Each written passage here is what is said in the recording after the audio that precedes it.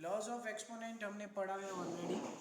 सबसे पहले देखें कि एक्सपोनेंट क्या होता है। एक्सपोनेंट, तो एक्सपोनेंट के बारे में हम कह सकते हैं कि a number contains power is called exponent. कोई भी नंबर पावर कंटेन करता हो तो उसे हम लोग क्या कहेंगे, एक्सपोनेंट कहेंगे। जैसे कि एग्जांपल ले ले एक्सपोनेंट का, तो एक्सपोनेंट का एग्जांपल है 2⁻3। तो ये 2⁻3 पूरा जो नंबर है उसे कैसा नंबर कहते हैं, एक्सपोनेंट कहते हैं। क्या कहते हैं, एक्सपोनेंट कहते हैं। Is that clear? Is that clear? Exponent क्या है? Yes sir. Okay, now power. Power की बात करें तो when a number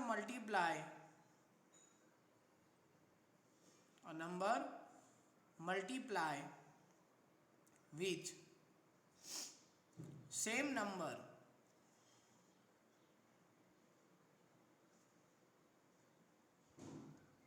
for any times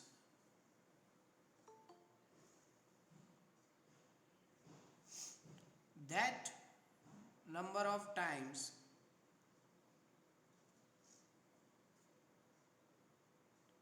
is our power।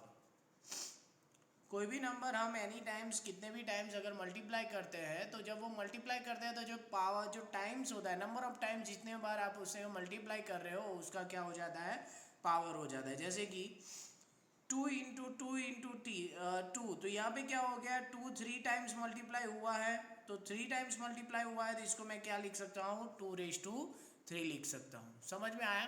तो ये जो 3 है, इस 3 को मैं क्या कहूँगा, पावर। ये जो नीचे की तरफ जो वैल्यू है उसे क्या कहेंगे, बेस। और ये पूरा जो है उसे क्या कहेंगे, हम एक्सपोनेंट कहेंगे। ये हमने 7th स्टैंडर्ड में भी पढ़ा, ये हमने 8th स्टैंडर्ड में भी पढ़ा। लेकिन 7th और 8 में पढ़ रहे थे तब वो हमें जो लॉज ऑफ एक्सपोनेंट पढ़े वही के वही लॉज ऑफ एक्सपोनेंट हमें इधर पढ़ने हैं। सिर्फ डिफरेंस क्या है कि अभी तक 7th और 8 में जो हम लोग लॉज ऑफ मीन्स हम लोग लॉज ऑफ एक्सपोनेंट पढ़ते थे या फिर पावर देखते थे, वो पावर ऑलवेज कैसा होता था, तो होल नंबर्स होता था।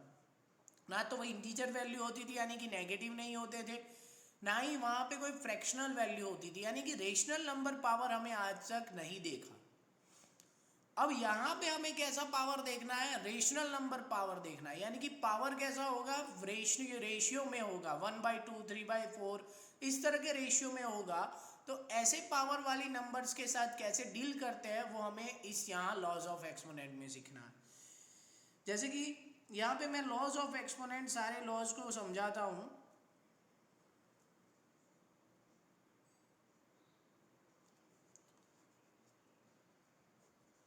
फर्स्ट लॉ ऑफ एक्सपोनेंट है a⁻m इंटू a⁻n क्या हो जाएगा, a⁻m+n।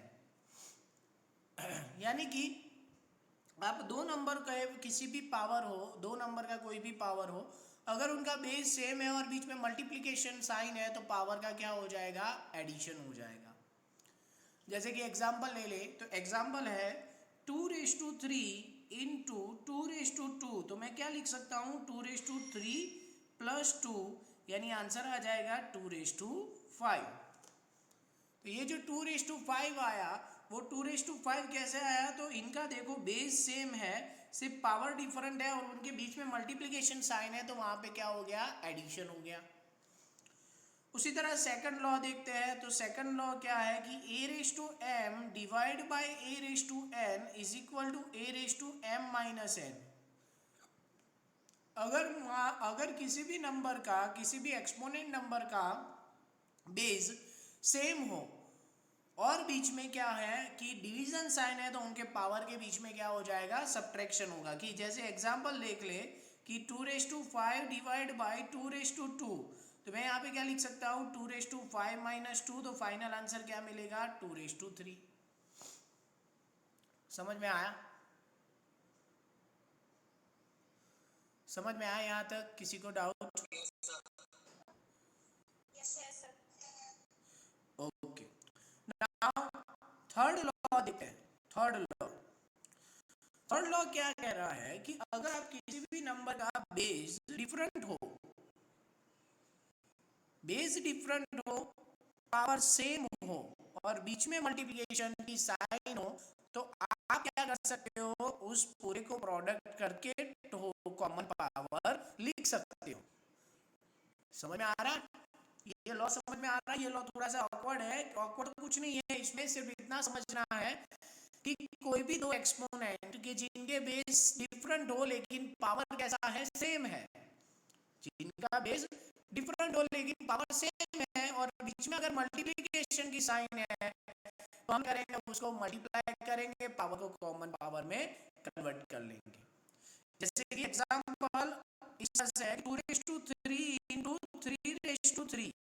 तो देखो यहाँ पे बेस क्या है 2, यहाँ पे बेस क्या है 3, पावर दोनों में सेम है, तो मैं इसको कैसे लिख सकता हूँ 2 इंटू 3⁻3, यानी फाइनल आंसर मेरा क्या होगा 6⁻3। समझ में आया? अब ये जो है, ये लॉ जो है, आप फॉरवर्ड वे से भी आना चाहिए, रिवर्स वे से भी आना चाहिए, क्योंकि रिवर्स वे से बहुत ज़्यादा इंपॉर्टेंस इसकी बनती है। जैसे कि हमें कोई ये दे दे कि 21⁻3, तो मैं क्या करूँगा, इसके प्राइम फैक्टर्स निकालूंगा 7 इंटू 3⁻3, तो मैं यहाँ पे लिखूंगा 7⁻3 इंटू 3⁻3, क्योंकि कभी कभी क्या होता है डिवीजन इस टाइप के क्वेश्चंस रहते हैं, तो हमें उसके प्राइम फैक्टर्स निकाल के सॉल्व करने होते हैं। ऐसी चीज हमने 8 स्टैंडर्ड में ऐसे क्वेश्चंस किए हैं, याद है? ऐसे क्वेश्चन हमने 8 स्टैंडर्ड में किए हैं, याद हो, कि जिसमें बहुत कॉम्प्लिकेटेड मींस न्यूमरेटर और डिनोमिनेटर होता था, तो हम सभी के क्या करते थे, प्राइम फैक्टर्स निकालते थे, प्राइम फैक्टर्स के पावर में कन्वर्ट करते थे, फिर हम लोग बेस सेम होता था, पावर को डिवीजन में सब्ट्रैक्ट करते थे। अगर मल्टीप्लिकेशन होता था तो पावर को एडिशन कर लेते थे, फाइनल आंसर आता था। याद है कि नहीं है ऐसा? अरे भाई आंसर तो दो, यस और नो तो बोलो, नहीं है तो ना बोलो। मेरी आवाज तो आ रही है वहां पे?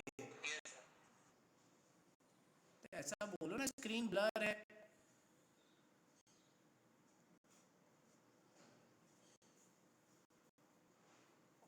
वेट करो, स्क्रीन क्लियर हो तब तक वेट करो। हमने ऐसे क्वेश्चन किए, अभी क्लियर आवाज आ रही है कि आवाज नहीं आ रही?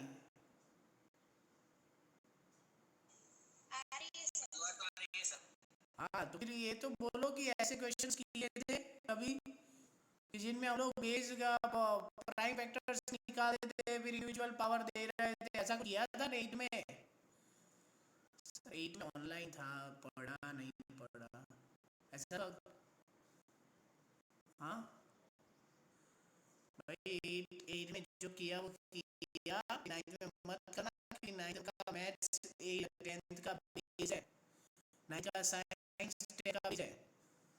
9th में केमिस्ट्री अच्छा आएगा, फिजिक्स तो ठीक है, लेकिन केमिस्ट्री अच्छा आएगा तो 10th का केमिस्ट्री इजी लगेगा, वरना 10th की केमिस्ट्री में पता ही नहीं चलेगा कि क्या चल रहा है। 9th के मैथ्स में ये हम अच्छी तरह से करोगे तो 10th का बहुत इजी लगेगा, 10th का इतना हार्ड लगेगा कि यार क्या कर रहा हूँ। आधे चैप्टर तो सेम टू सेम ही है, जैसे कि चैप्टर नंबर 2 पॉलिनोमियल में डिवीजन पढ़ेंगे, डिवीजन चैप्टर नंबर 2 पॉलिनोमियल करके आएगा 10th में। चैप्टर नंबर 13 आप लोग कौन सा करोगे, तो सरफेस एरिया एंड वॉल्यूम, तो वही सरफेस एरिया एंड वॉल्यूम के क्वेश्चन आएंगे चैप्टर नंबर 13 करके 10th में। सिर्फ थोड़े दो फॉर्मूला ऐड हो जाएंगे, बाकी कुछ नहीं होगा, कंसेप्ट चेंज हो जाएंगे।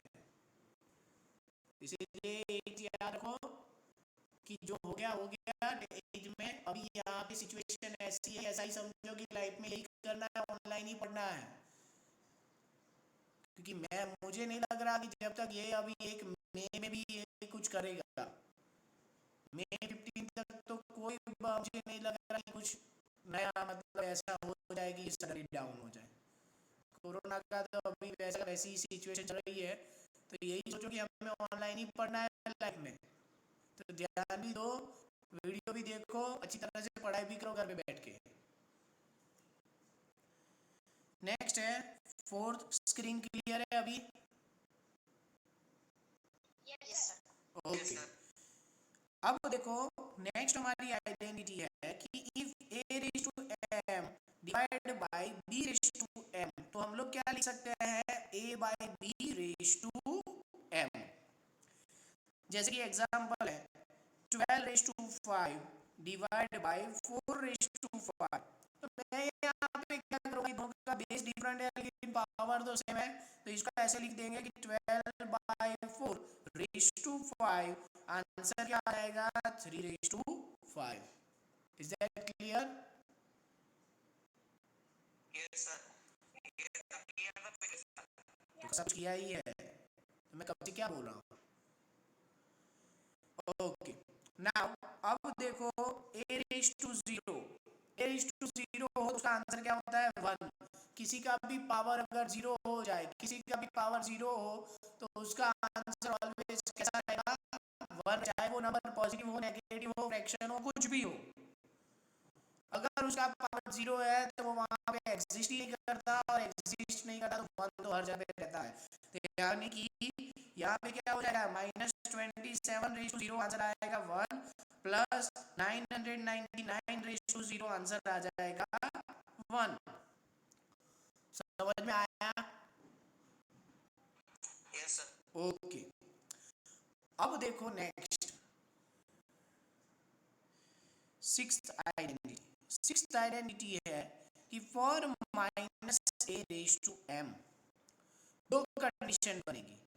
इफ m इज ऑड, अगर m आपका ऑड नंबर है तो क्या हो जाएगा कि -a रेज टू m होगा, यानी कि नेगेटिव साइन बाहर आएगी और हम उसका a रेज टू m लिखेंगे। लेकिन इफ m इज इवन, अगर m ऐसा है इवन नंबर है तो ये क्या हो जाएगा +a रेज टू m होगा। क्लियर?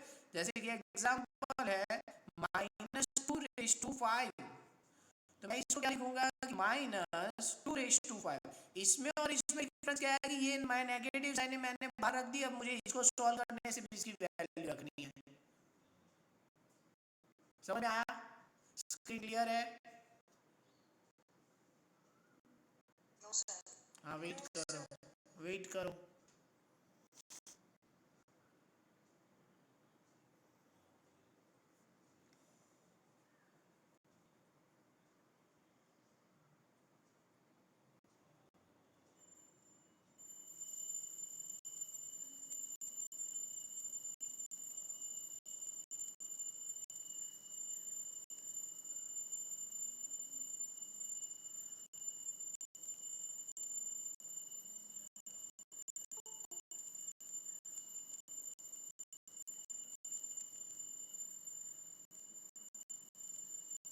अभी स्क्रीन क्लियर है? Yes, sir. Okay, now next है कि -2 रेज टू 6।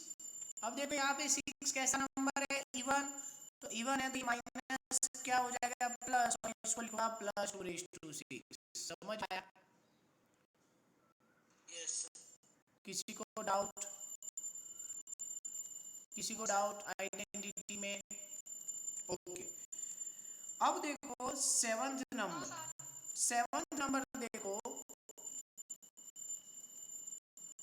सेवंथ नंबर की जो आइडेंटिटी है, उस सेवंथ नंबर की आइडेंटिटी में क्या है कि अभी तक हमने सारे के सारे देखे तो नॉर्मल प्रीवियस आइडेंटिटी वही देखी, अब हमारी आइडेंटिटी थोड़ी बदल जाएगी कि if a raise to -m, अगर पावर का किसी बेस का नेगेटिव पावर है हम उससे क्या लिखेंगे 1/a रेज टू m। क्या लिखेंगे 1/a रेज टू m।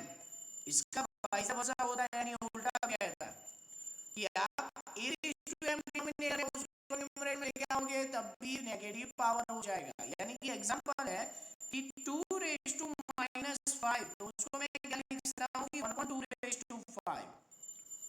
और अगर मेरे पास ऐसा क्वेश्चन है कि एग्जांपल है कि 1/2 रेज टू 7, तो मैं उसको लिखना चाहूँ तो 2 रेज टू -7 लिख सकता हूँ।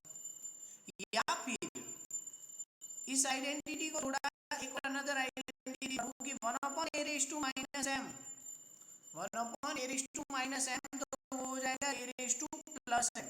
यानी कि जब आप न्यूमरेटर से डिनोमिनेटर में ले जाओगे या फिर किसी को नंबर को डिनोमिनेटर से न्यूमरेटर में ले जाओगे, तब उसका पावर ऑलवेज कैसा हो जाता है, नेगेटिव पावर हो जाता है। समझ में आया?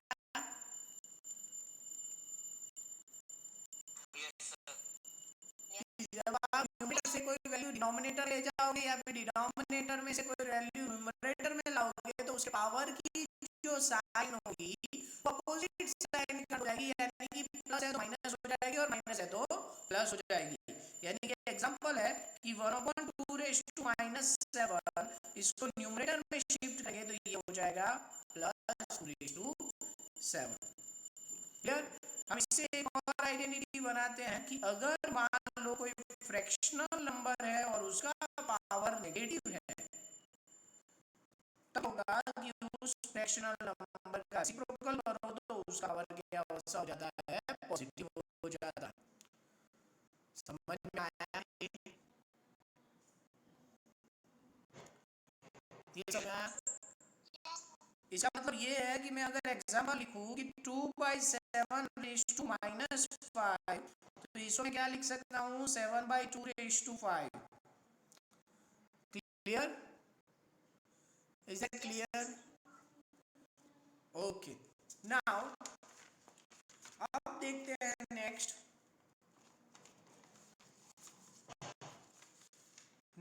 हमारी 10th नंबर की आइडेंटिटी।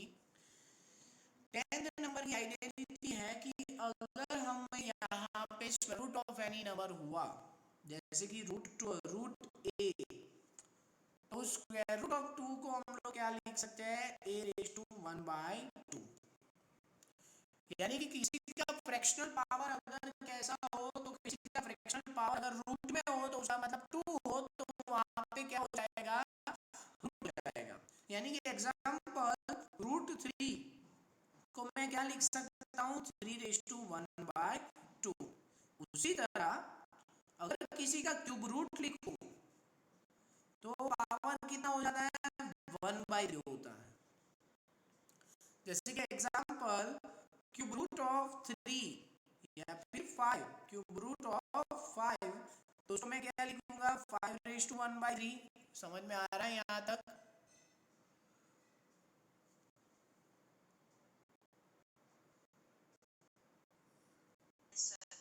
वेट करो थोड़ा सा, स्क्रीन क्लियर होने दो।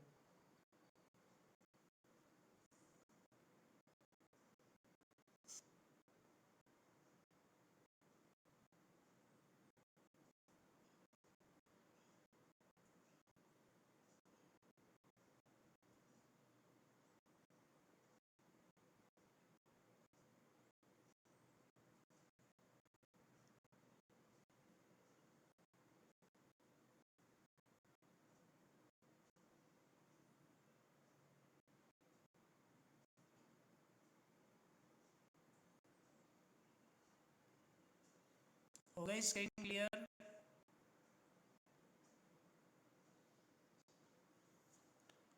स्क्रीन क्लियर हुई?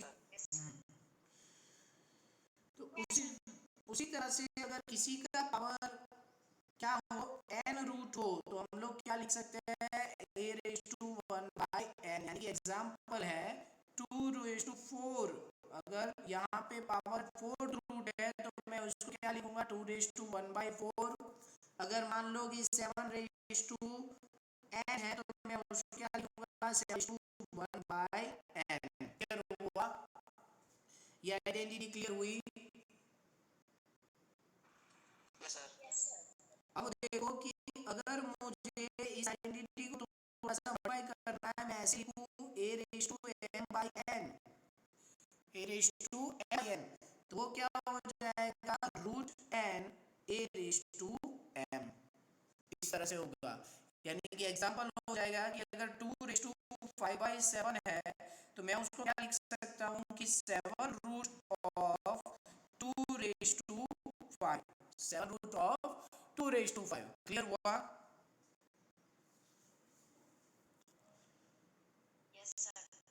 किसी को डाउट इस आइडेंटिटी में? क्या डाउट है? डाउट क्या है श्रद्धा?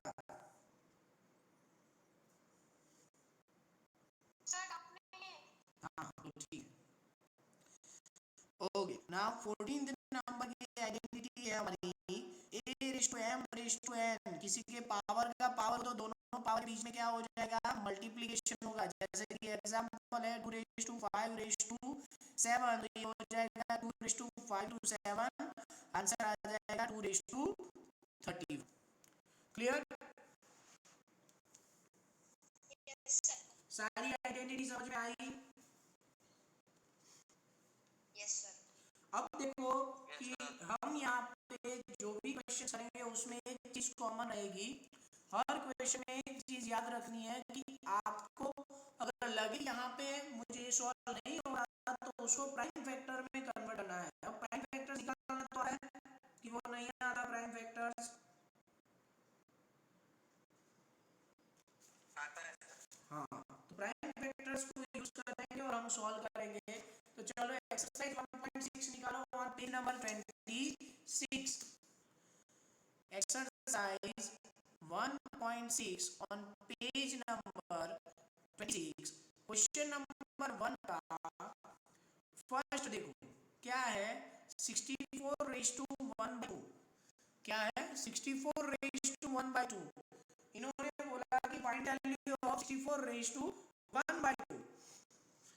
तो अब यहाँ पे मैं क्या करूँगा?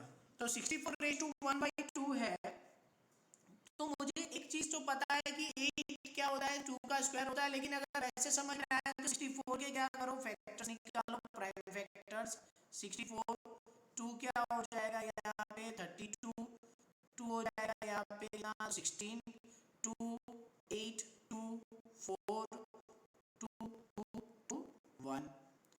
यानी 64 इज इक्वल टू क्या हो गया? 2 into 2 into 2 into 2 into 2 into 2। तो 64 इज इक्वल टू क्या हुआ? 2^6 हुआ। Is that clear? 64 is equal to क्या हो गया? 2^6। तो 64:1/2 क्या होगा? 2^6:1/2 होगा। क्लियर? यहां तक समझ में आ रहा है? स्क्रीन क्लियर होने दो। सर आपकी आवाज नहीं आ रही थी। हाँ वेट सर आपकी आवाज नहीं आ रही थी और स्क्रीन भी ब्लर है। वेट करो।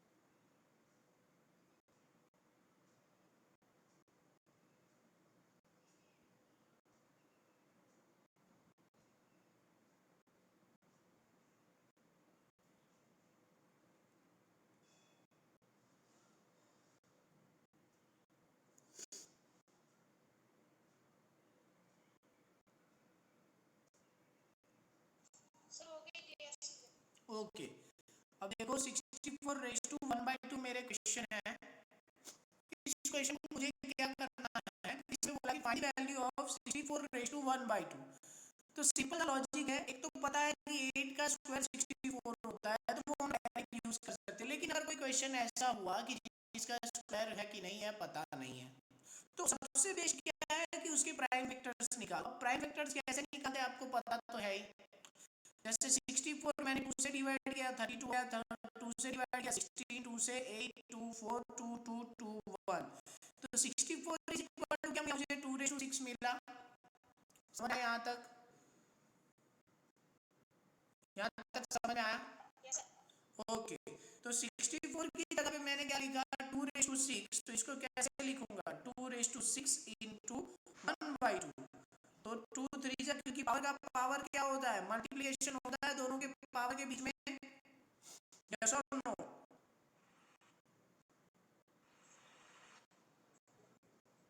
Yes sir. जैसे कि हमने पढ़ा a raised to m raised to n, तो क्या होगा? a raised to m into n होगा। समझ में आ रहा है ये? Yes sir. तो दोनों के पावर 6 और 1/2 के बीच मल्टीप्लिकेशन होगा, 3 से 6 आया, तो फाइनल आंसर क्या है मेरा? 2:3, यानी क्या आ गया मेरा answer? 8। Clear? Is this clear? Yes sir. किसी को डाउट इसमें?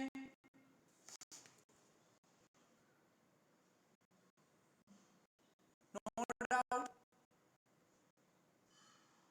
ओके, तो नाउ अब देखो, बाकी के दोनों क्वेश्चन सेम वे से करने हैं। अब यहाँ पे मैं कर रहा हूँ क्वेश्चन नंबर 2 का सेकंड। क्वेश्चन नंबर 2 में 2 के सेकंड में देखो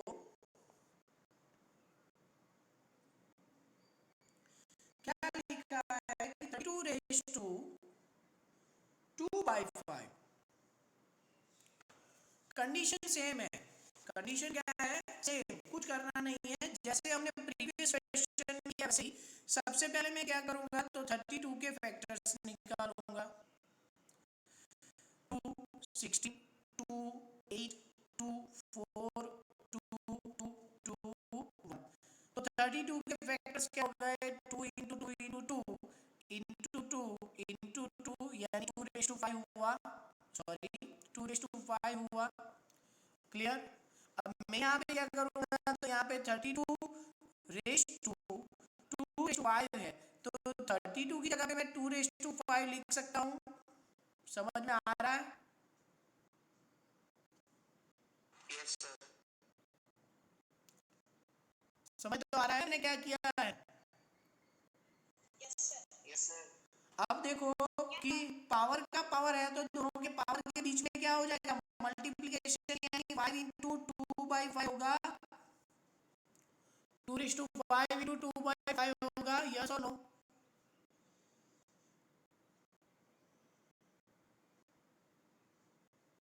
अरे भाई, 32 का पावर है, यहाँ पे क्या हो जाएगा? a⁵n, तो क्या होगा? a⁵n इंटू n होगा कि नहीं होगा?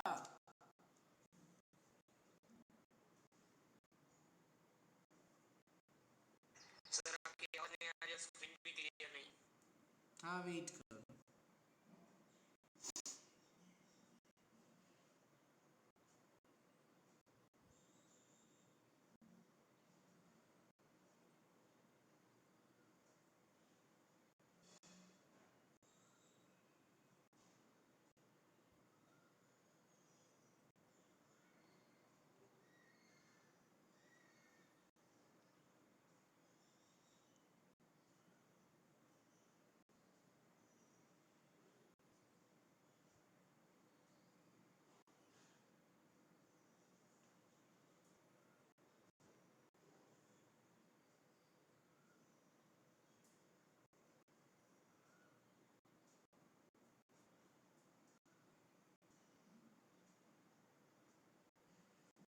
सर स्क्रीन क्लियर हो गई।